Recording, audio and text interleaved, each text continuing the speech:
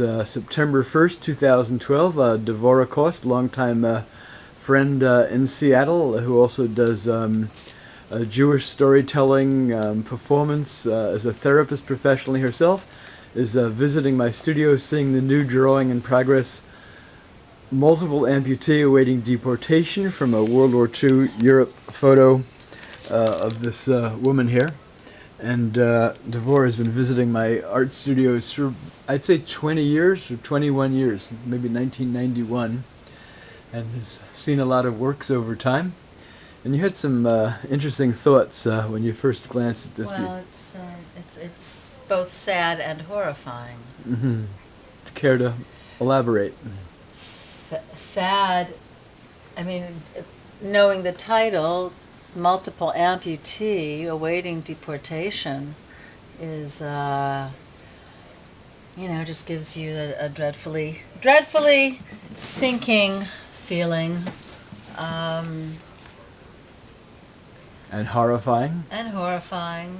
Of course, the stump of her arm is horrifying, and you can only wonder, how did this happen? And here it's quite bandaged up, and you've created an exposure of the horror of that to me, of whatever it might have caused. It could have been any number of reasons: disease, accident, industrial accident, whatever.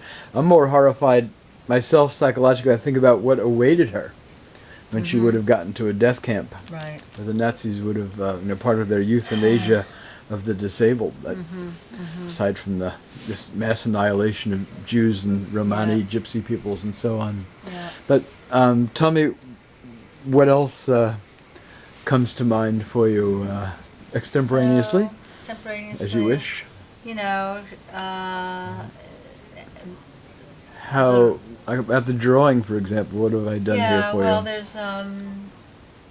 there's a lot going on. There's a great deal of texture. There's a great deal of fantasy in there, and one wonders about this whole object at the side of her head. Looks like something is tied to the front of her ear and then fans out.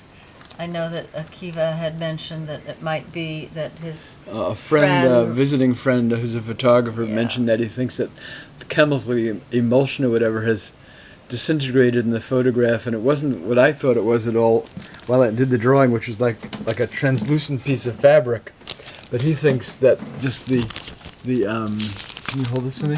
That's that the photo had disintegrated there.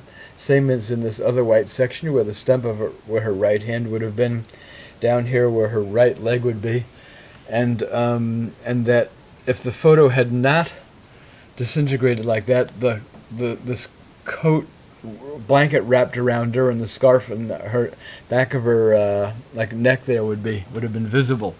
So not realizing that time I did the drawing, and I was thinking it was a piece of fabric, I kind of took a little bit of creative, artistic license and did some magic realism of my own in terms of depicting these birds there, which kind of fits in with the decorative patterning of the imagery to me in terms of the allure of all the tactileness of her clothing and the scarf and the blouse and everything. Yeah. So.